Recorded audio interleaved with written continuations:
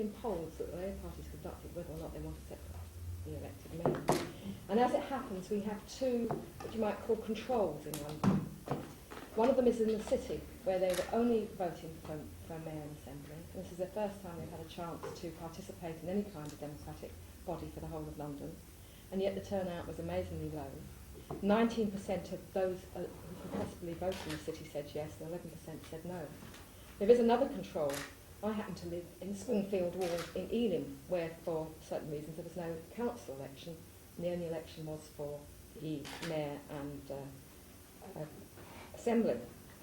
And I assume that some of those who went to the polls did not realise that the council election had been suspended in our ward, and went thinking they were going to be voting for both. 22% voted.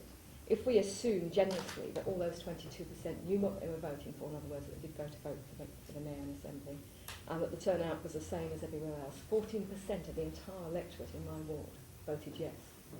So far from re-energising the democratic process, I think people have rejected this quite resoundingly. And of course, what we would be saying now to the government is we want an assembly. There's no doubt about it that people in London do want a London government, but that the idea of a separately elected mayor has not fired people's imaginations in the way that our leadership thought it would do. Okay. The purpose of the campaign from here on in will be to focus on the legislation and how to improve it, both in terms of structure, the powers of the new strategic authority to make it effective, the funding base, and the policies at which we wish it to pursue. So the idea is to make sure that in the debate that comes on the legislation, we make the new strategic authority relevant to Londoners, as it was clear from yesterday's derisory turnout that they didn't feel that the referendum was relevant for them. And we're also concerned about the internal party processes about the selection of candidates and the importance of one member, one vote, particularly within the Labour Party selection. As this is the first press conference commenting on the poll, can I ask Ken now to outline his views on the outcome yesterday and where we go from here?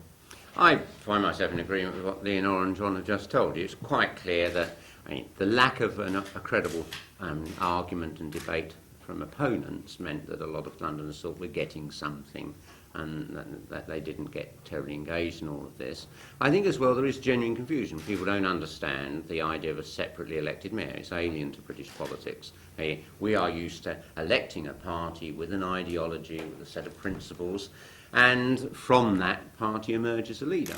And Mayor Chirac in Paris showed you could be a very formidable national political figure as well as Mayor of Paris, but based on being put there by the majority on the council. Now, we accept the referendum. I mean, that's it. That issue is closed. But what's important now is that as the legislation works its way through Parliament, is we should improve that legislation so that we don't create something where the Mayor and the Assembly are tied to the coat strings of government, don't have sufficient independence, financial or administrative, to actually tackle London's problems. And in 3 or 4 years' time, people are saying, what was that worth? I mean, they don't feel that the Mayor and the Assembly are actually working. And therefore, John McDonnell and myself will both be asking the Labour whips to be put on the committee that will be considering this bill when it's introduced in the House of Commons in November. John, as Deputy Leader of the GLC, as Chair of Finance, and myself both have a detailed knowledge of the problems of London, have the experience of having served in local government at a regional level, and I am assuming that the Labour whips will want to have that experience brought to bear on strengthening this legislation as it goes through.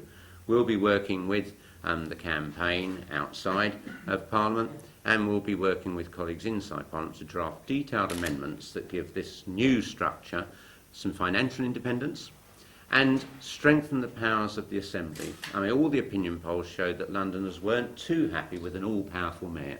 They don't want someone elected and then can do what they like, broadly go berserk, and there's nothing the Assembly can do about it. So we'll be looking to see how, as this legislation works its way through Parliament, we can strengthen the powers of the Assembly to scrutinise what the Mayor's doing, hold the Mayor to account, and open the whole process up so that Londoners feel it belongs to them.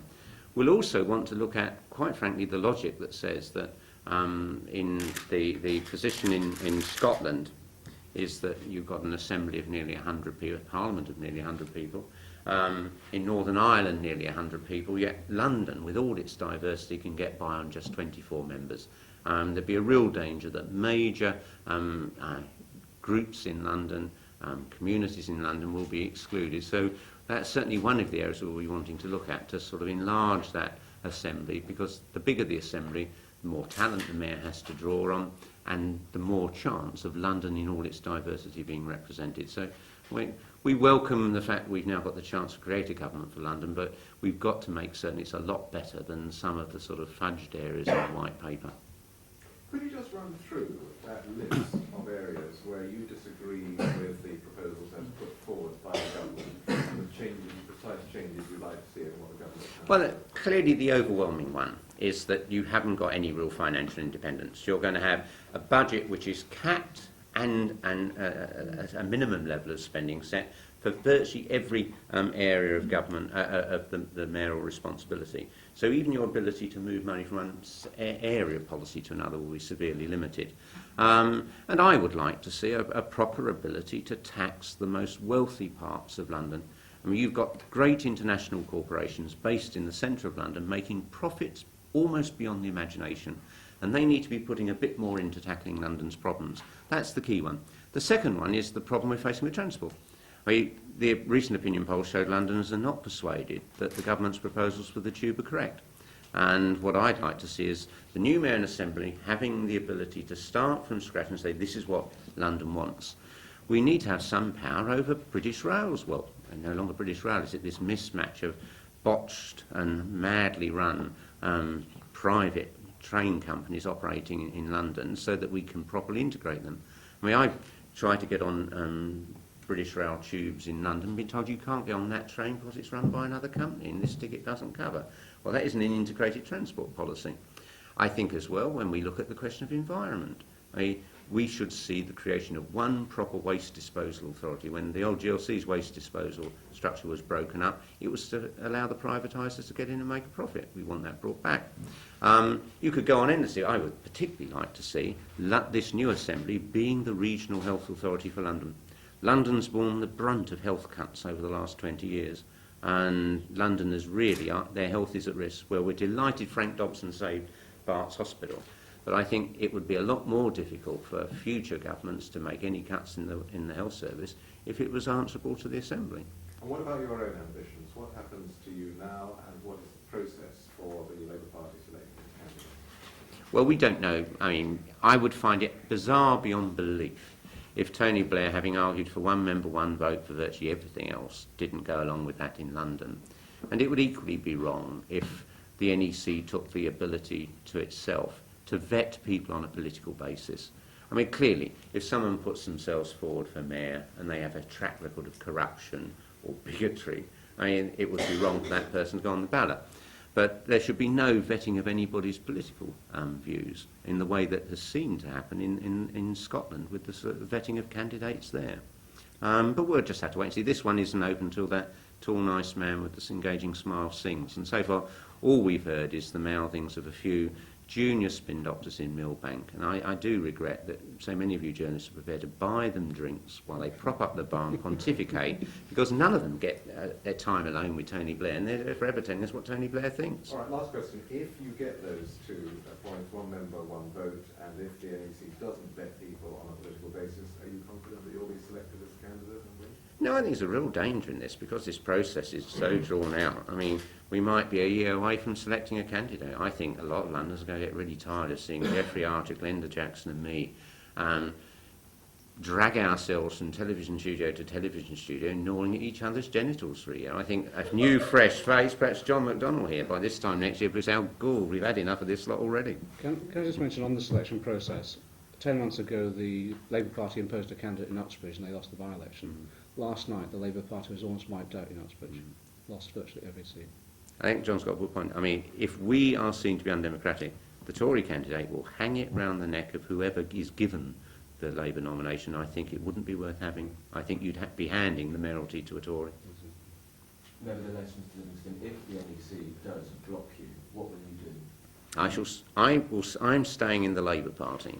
I mean, my problem, I'd be unhappy, but you don't pick up your ball and go away and form something new or stand as an independent. I'm here for the duration till I die. The only way I'm not going to be in the Labour Party is if they drag me out of it. You know, too many good socialists have been kicked out of the party. I'm not going to go voluntarily. I'm here to carry on that fight for the policies I believe in. And I'll support the Labour candidate, whoever it is, and however much I might have reservations about the way they were selected if it's not me. We're here, we are Labour Party members, and we're staying in the Labour Party. Other questions? Yes, I'd like to just know a bit more about what you meant about making big corporations. Well, if you look at the present tax structure in Britain, Britain's major corporations are more profitable than any time in their history. They're paying less tax than at any time in their history. They're paying out bigger dividends to shareholders than at any time in their history. And I think that balance is wrong. They're also investing less than any time in their history. And I think the people that make vast profits out of London should put a bit more in. I mean, the welfare state in London, doesn't exist just for the people of London. Employers need an educated workforce, they need a transport system to get their workers to work, they need police to protect them. The corporate sector is a major beneficiary of public services in London, and I don't think they're paying their fair share. Now, I don't think you want to tax them so that it's painful, but I think a small increase, enough to tackle the problems of the tube and rebuilding London's infrastructure, I think they'd be happy to pay. So this would be a local corporation? I would love to see a local corporation tax, because the problem with the old commercial rate was it was inflexible. You put the same increase on everybody. So the small little guy with a garage and half a dozen staff and hanging on by the fingertips had to pay the same percentage increase as, say, Shell or IC. Really bothered about whether we have a mayor and elect assembly? I think if Londoners had thought that it might not carry, they would have turned out in large numbers. But given every opinion poll showed 75% were supporting it, no one was opposing it, it was always going to be difficult to get people out for this. I think a lot of people haven't got used to the idea of referendum yet. They think we voted for a Labour government, should get on government and do these things. Was it a case of it not being pushed enough? Was it that people weren't aware that it was coming up and that it was happening? Well, I think a lot of people were confused. We had some people turning up at polling stations in Brent yesterday on the assumption they were going to vote for me for mayor. I mean, they're running about 18 months ahead there. But no, I think people have had a lot of politics in the last year. It's been relentless on radio and television. I think people are getting perhaps a little bit tired at the moment. Okay. Finally, how are you feeling today, and how are you feeling about the next? Well, the count in Brent went brilliantly. We won 20 out of the 22 seats in my constituency, so we were celebrating. So I didn't get quite as much shut-eye as I should have done. And then that bloody Evening Standard had woke me up at about 7 o'clock for a comment on my doorstep, which they didn't get. It's nothing to do with us. We're nothing to do with each other. Okay, and you're looking forward to the next 18 months? I think so, yes, because the most important thing now is when the bill comes to Parliament, we've got to get it right, and we've got to strengthen it in many key ways, and that's what this campaign's all about. Great. Brilliant. That's perfect. Thank you. Rejected ballot papers were 2,200. That completes the declaration of Town Hamlets. I will now declare these